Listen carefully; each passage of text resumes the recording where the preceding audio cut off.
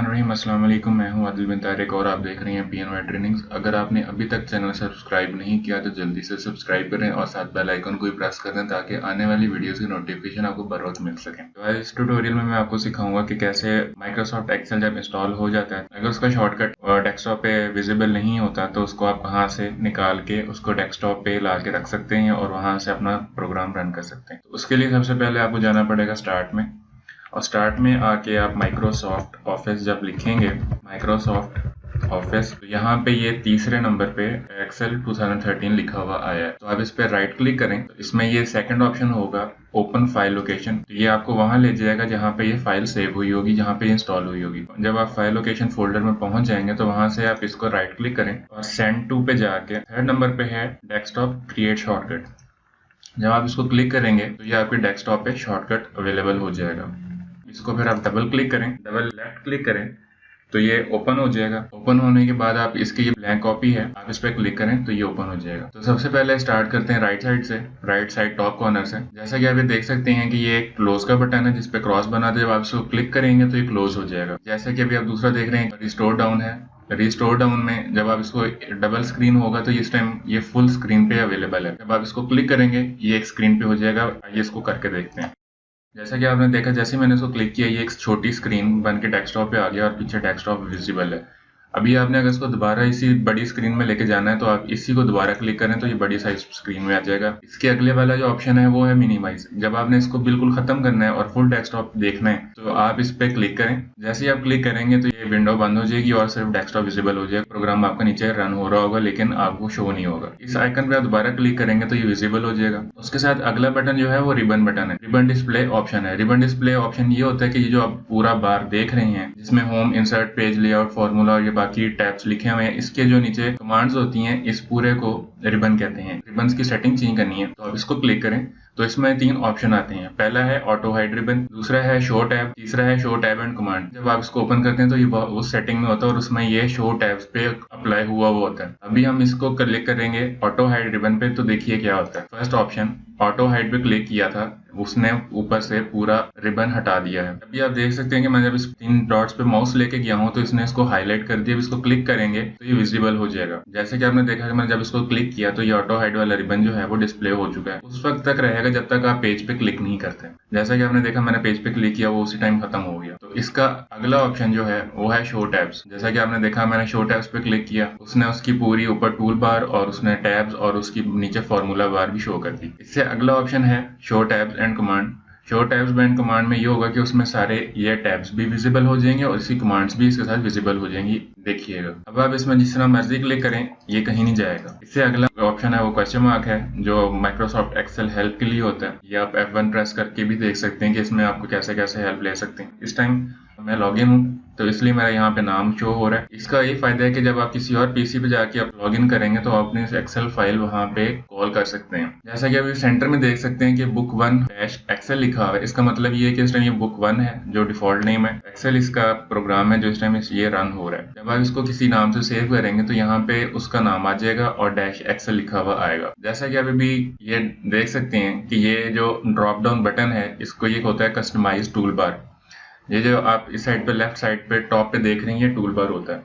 तो जब आप इसको क्लिक करेंगे तो ये आपको ऑप्शन दे देगा कि आपके पास ये जो ऑप्शंस हैं जो आप इस टूल बार में मंगवाना चाहते हैं। जैसा कि अभी आप देख रहे हैं कि न्यू, ओपन, सेव, अनडू और रीडू पे क्लिक हुआ हुआ है तो ये यहाँ पे अवेलेबल है। जैसे अगर मैं किसी एक पे क्लिक करूंगा, फॉर एग्जांपल मैं सेव पे क्लिक करूंगा तो वो वहां से खत्म हो गया। यहाँ पे पहले फ्लॉपी थी जो खत्म हो चुकी है। अब मैं इस पे दोबारा सेव में आऊंगा और इस पे क्लिक करूंगा तो फ्लॉपी दोबारा यहाँ पे अवेलेबल होगी जो सेव का ऑप्शन होता है। जब आप Ctrl+S करेंगे फाइल जो भी आपकी होगी वो सेव कर लेगा। उससे अगला है ओपन का। इसमें आपने कोई फाइल ओपन करनी है इसी में लाके तो आप Ctrl+O से भी कर सकते हैं और इसको क्लिक करने से भी आप कर सकते हैं। ये है न्यू डॉक्यूमेंट के लिए। जैसा कि आप देख सकते हैं इस आइकन पे माउस किया है तो इसने इसकी डिटेल और इसकी डिस्क्रिप्शन थोड़ी सी बता दी है कि क्या चीज है। ये न्यू का ऑप्शन है और आप इसको Ctrl+N प्रेस करके भी, जो इसकी शॉर्ट की Ctrl+N है उससे भी करके न्यू डॉक्यूमेंट ओपन कर सकते हैं।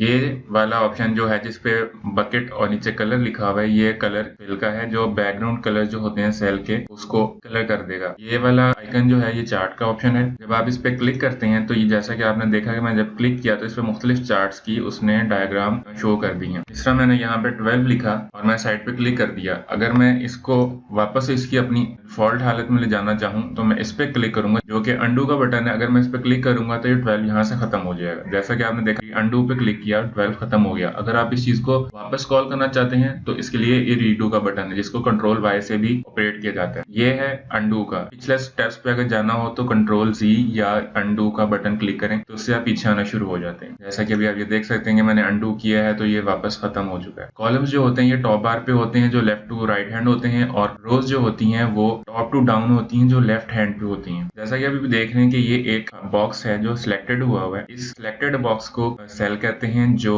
रोज और कॉलम की मदद से बना होता है। जैसा कि आप यहाँ देख सकते हैं कि इस टाइम ये E6 शो करवा रहा है, जो इस टाइम सेल का नेम है। E6 इस तरह के E इसने कॉलम का लिया और 6 इसने रो का लिया। अगर मैं कहीं और क्लिक करूंगा तो ये F11 है। जैसा कि आप इसको देख सकते हैं कि ये F11 बन चुका है, क्योंकि इसने F कॉलम से लिया और 11 रो से लिया। एक्सेल में सारा काम सेल्स में किया जाता है, इसकी सेल्स में मॉडिफिकेशन होती है, सारा काम इसका इन्हीं सेल्स में और इन्हीं सेल्स की मदद से ही इस पे फॉर्मूलाज और बाकी चीजें अप्लाई की जाती हैं। जैसा कि आप नीचे देख सकते हैं, यहाँ पे 2 एरो कीज हैं जो इस टाइम डिसेबल है, और जो लेफ्ट वाली है, अगर आपकी यहाँ पे बहुत सारी शीट्स ओपन हुई हैं तो आप उनको फॉरवर्ड और बैकवर्ड करने के लिए ये इस्तेमाल कर सकते हैं। ये इस टाइम मैं शीट 1 पे हूँ, और जब आप इसको डिफॉल्ट ओपन करते हैं तो शीट 1 ही अवेलेबल होती है। जैसा कि अभी मैं इस पे क्लिक करूंगा तो शीट नहीं अवेलेबल है। लास्ट टाइम मेरी शीट का ये शीट 1 था और मैं यहाँ पे अवेलेबल था F11 में। जब मैंने प्लस के बटन पे क्लिक किया था तो शीट 2 आ गई, और शीट 2 के डिफॉल्ट सेटिंग ये थी कि उसका सेल A1 में अवेलेबल था। अगर मैं इसको